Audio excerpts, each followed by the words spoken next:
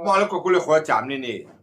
احنا بنطلب دلوقتي بعد اذنكم بنطلب من الجهات المسؤوله ان النهارده يبقى في حاجه اسمها اذن نيابه. هو اكيد في حاجه اسمها اذن نيابه، بس النهارده في ناس ممكن تشكل عصابات وتعمل نفسها مباحث او تعمل نفسها شرطه وتخش البيوت بمناظر زي ما انتوا هتشوفوها دلوقتي. فعايزين بعد اذنكم يبقى في جهات مختصه تقدر تحدد لنا هل لو حد جه خبط على بيتي ادخله عادي ويقول لي انا مباحث او حكومه.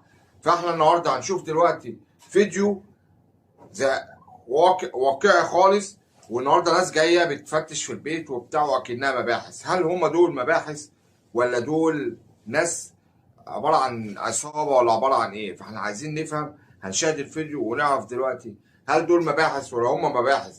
هل يخشوا بطريقه زي ديت؟ خش في الفيديو وهنعرف كل حاجه.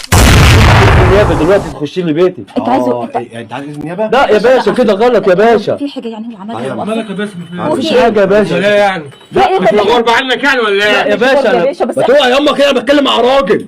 احنا غرب عنك يا مالك انت ولا كلمه عن السؤال؟ لا يا باشا خلاص ماشي مالهاش لازمه النمر.